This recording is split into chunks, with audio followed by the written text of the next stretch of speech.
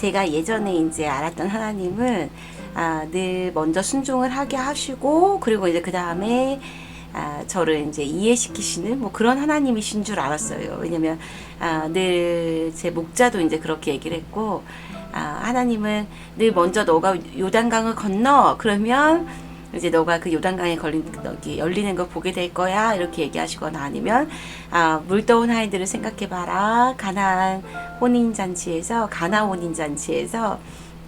그 물더운 아이들이 어떤 대꾸도 하지 않고, 어떤 이제 토시도 달지 않고, 그냥 순종함으로 인해서 이제 그 기적을 맛봤듯이, 너가 그냥 하나님은 그렇게 하나님이 말씀하시면 그대로 이제 듣는 거야라고, 이렇게만 이제 제가 하나님의 속성을 이제 알았어요. 근데 오늘은 이제 말씀을 읽으면서 하나님이 되게 신기하시게 나에게 설명을 해주시는 분이시구나.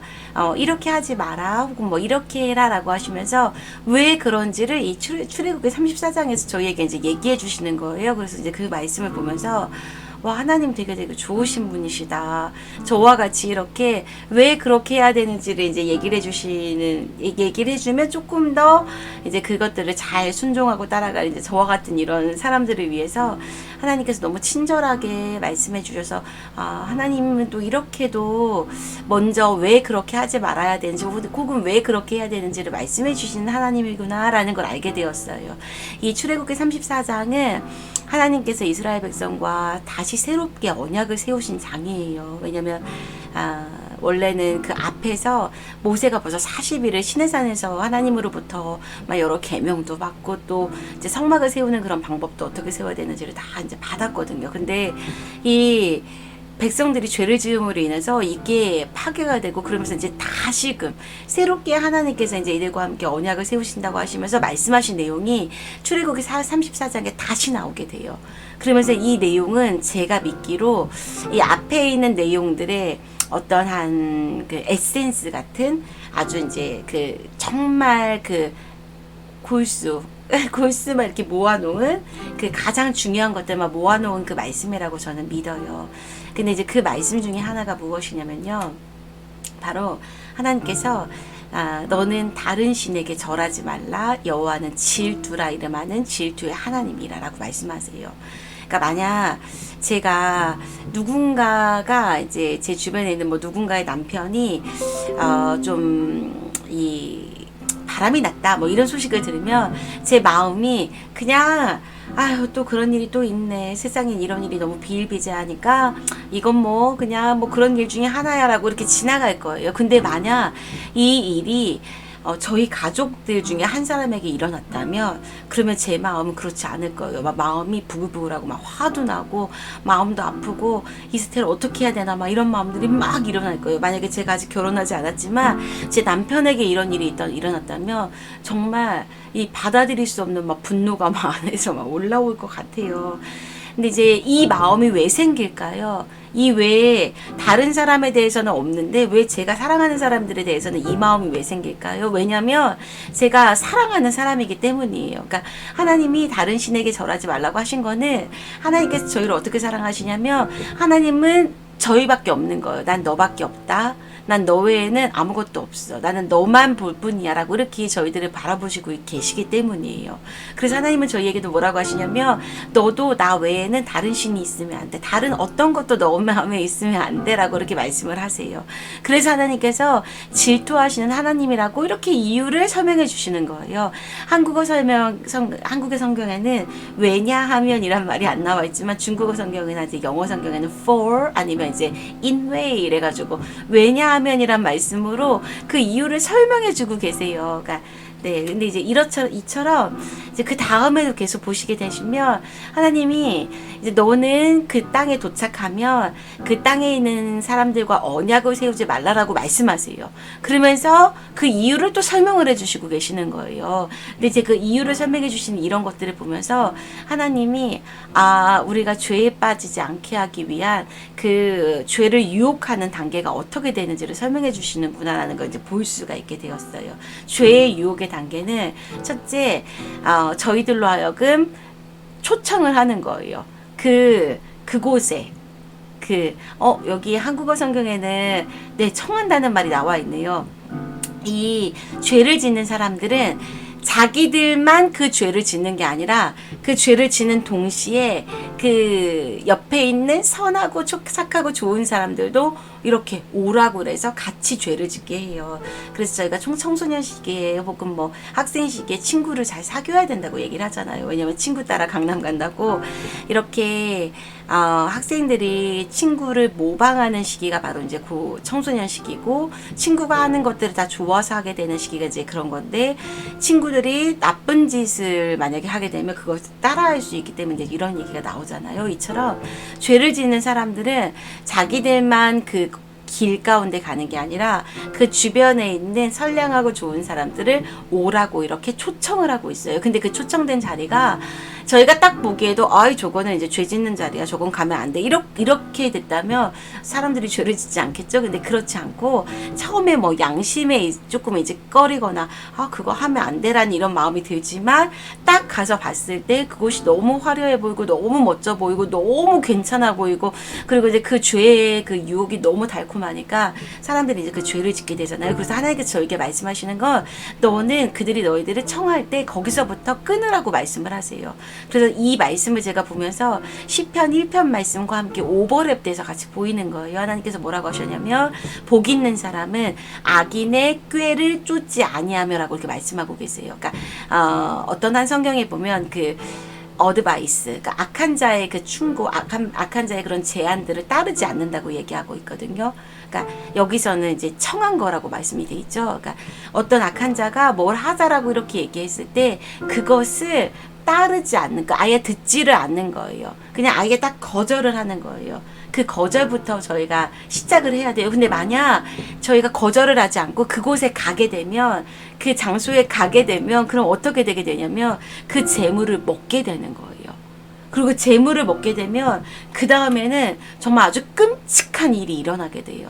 그래서 하나님께서 뭐라고 하셨냐면, 악인의 꾀를 쫓지 아니하며 그 죄인의 자리에 서지 않는다고 얘기를 하셨어요. 근데 만약에 그 죄인의 자리에 가서 이렇게 서게 되면, 그러면 그 오만한 자들과 함께 앉게 되고, 앉아서 하는 일이 뭐게 되죠? 앉아서 하게 되는 일이 바로 먹게 되는 일이에요. 그래서 그 재물을 먹게 되면 우리의 눈이 멀게 돼요. 그 다음부터는 판단력이 없게 돼요. 그때부터는 마귀로부터 완전히 이 올무가 씌워져서 마귀에 완전히 그 속박을 당하게 되어서 마귀가 하는 대로 이렇게 끌려다니게 되는 거예요. 그래서 그 다음에 이스라엘 백성들이 하는 일들을 보세요. 하나님께서 뭐라고 경고하시냐면, 만약에 너가 그렇게 하게 되면 내가 너의 아들들을 이제 그 아들들에게 그 딸들을 아내로 삼게 한다고 말씀하고 계세요. 그러면서 그 딸들이, 그 이방인의 딸들, 예수님 모르는 자들의 그 딸들이 이 아들로 하여금 역시 마찬가지로 그 이방신들을 섬기게 하게 한다고, 이렇게 이제 말씀에 되어 있어요. 그래서 말씀에서 너는 신상들을 부어 만들지 말라라고 이렇게 하나님께서 말씀을 하고 계세요. 그래서 제가 이 말씀 보면서 하나님 정말 너무 친절하시고 너무 좋으신 분이시다. 왜 저희가 이렇게 하나님 외에 다른 신들을 우리 마음에 두지 말아야 하는지, 또 우리가 왜 이렇게 세상을 살면서 주변에 있는 세상, 예수님 아직 모르는 사람들과는 어떤 언약도 어떤 계약도 맺으면 안 되는지를 이렇게 친절하게 말씀해주고 계세요. 또 이렇게 이제 이 세상을 모르는 사람들이 우리를 어떻게 유혹할지, 이 우리의 원수가 우리를 어떻게 유혹할지에 대해서도 하나님께서 친절하게, 아주 친절하게 설명하고 계세요. 혹시 잠언의 말씀이 생각나지 않으신가요? 잠언에서 그 아들, 그 거룩한 그 청년이 그 음료의 유혹에 빠지지 않게 하기 위해서, 그 부녀의 유혹에 빠지지 않기 위해서 아주 악한 길조차 가지 말라고 말씀하신 그 잠언이 혹시 생각 안 나시나요? 혹시 다윗이 당연히 전쟁터에 가 있어야 되는데, 그리고 당연히 일찍 일어났어야 되는데, 다윗이 그렇게 하지 않음으로 인해서 이 틈을 줌으로 인해서 그 죄의 길에 넘어졌던 그 말씀이 생각 안 나시나요? 네, 오늘 하나님께서 저에게 이렇게 친절하게 하나님의 길을 어떻게 가야 될지를 말씀해 주고 계세요. 근데 결론은요, 하나님이 이렇게 친절하게 말씀했음에도 불구하고 이스라엘 사람들은 그 가나안 땅에 들어가서 그냥 하나님 얘기하신 그대로 행할 뿐이 아니라 그것보다 더한 죄들을 짓게 되었어요. 그래서 하나님은 지금 이 언약을 실은 이 이스라엘 백성들과 함께 맺는다고 얘기하지만 이것은 함께 맺는 언약이 아니에요. 혹시 약속할 때는 쌍방이 같이 하시는 거 알죠? 나 너랑 약속해 할 때 이게 뭐 꼭꼭 약속해 뭐 이렇게 딱 손을 딱 걸잖아요. 근데 이게 나 혼자 하는 게 아니라 약속은 나와 상대방이 함께 하는 것인데 하나님의 언약은 그렇지가 않은 것이에요. 하나님은 그냥 일방적으로 저희에게 그냥 약속해 주셨어요. 왜 그러셨을까요? 왜 하나님께서 일방적으로 저희에게 약속해 주셨을까요? 그건요. 왜냐하면 하나님이 저희들을 너무 잘 알으셔서 그래요. 저희가 어떻게 하나님을 배반할지 또 이들처럼 이렇게 하나님께 멀어질지 아시기 때문에 그냥 하나님께서 일방적으로 약속하시고 일방적으로 이 땅에 와주시고 그 예수님을 믿기만 하면 저희들에게 정말 그 구원이라는 그 선물을 주실 수 있도록 그 길을 열어주셨어요. 그러니 하나님의 은혜가 얼마나 커요. 정말 그 하나님께 너무 감사하고 또 감사하고 또 감사해도 그 영원하신 그 하나님의 은혜를 갚을 수가 없어요. 하나님 정말 너무 감사합니다. 하나님 정말 너무너무 감사합니다. 왜냐면 저의 힘으로는 그 죄를 이길 수가 없는데 그 주님께서 친히 저에게 찾아와 주시고 그 죄를 이길 수 있는 예수님의 보혈과 또 예수님의 말씀과 예수님의 이름과 이런 무기들을 저에게 주신 것에 너무 감사를 드려요. 그리고 또 성령님이 함께 하셔서 저희로 하여금 함께 이길 수 있도록 하게 해주실 그 하나님을 찬양합니다.